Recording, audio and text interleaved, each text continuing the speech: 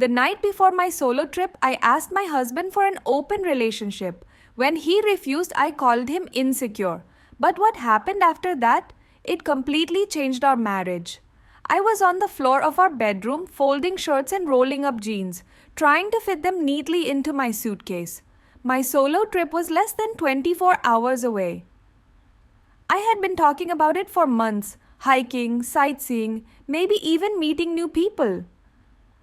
But as I zipped up one side of my bag, this restless thought crept in. Was I really ready to leave everything behind for a few weeks?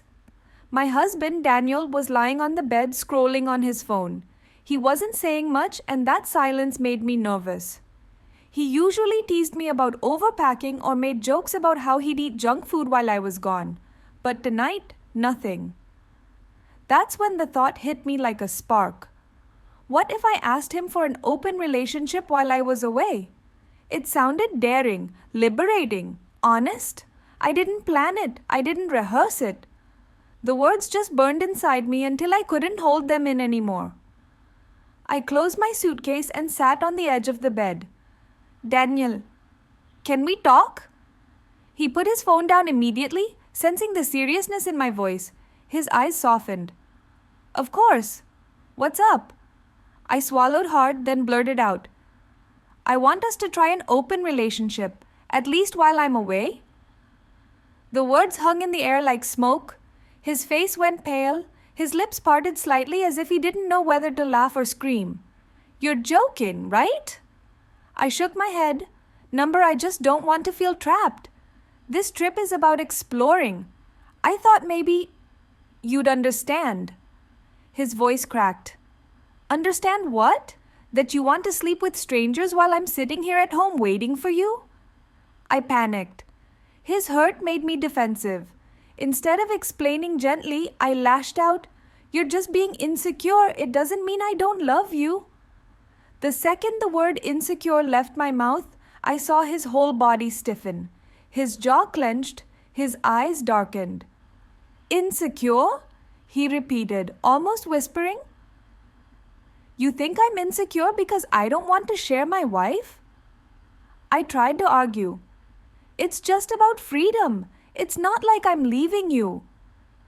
He stood up and started pacing. His hands went through his hair, his chest rising and falling. Freedom for you means betrayal for me, he snapped. Do you even realize what you're asking? I crossed my arms, my pride taking over. I just don't want to feel tied down. That's all. His voice broke then.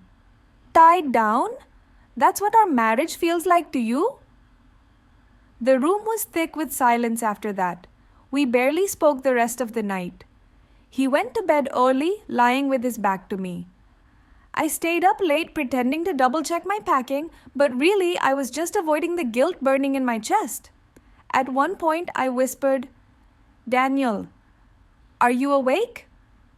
No answer. Or maybe he just didn't want to answer. I stared at his back and thought, did I just break something we can't fix? The next morning he drove me to the airport. Usually we would play music or joke around about how much I'd miss his cooking. But that day, the car was silent.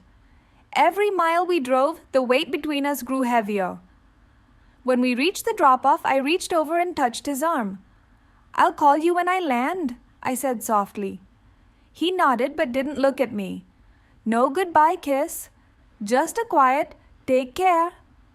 As I walked toward the terminal, my chest tightened. I wanted to turn back, to run into his arms and take back everything I had said. But my pride kept me moving forward. At first, the trip felt exciting. I posted pictures of the sights, laughed with strangers I met on tours, and told myself this was exactly what I needed. But every night when I came back to my hotel room, the silence hit me. There were no texts from Daniel. No good night, love. No be safe. Just emptiness. I would stare at my phone waiting for his name to pop up on the screen. It never did. By the fourth night, I broke. I texted him, Hey, are you okay? Hours passed. Finally, his reply came, I'm not okay. I feel like I already lost you the moment you asked me that question. I read his words over and over until the screen blurred through my tears. For the first time, I realized how cruel I had been.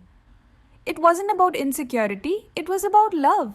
He loved me so deeply that the thought of sharing me broke him completely. And I had called him weak for it.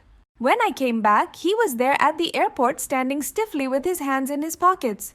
He gave me a polite hug, nothing more. The ride home was quiet again, but this silence was colder, final, like we both knew something had ended. At home, he sat me down and said the words I had feared but knew were coming.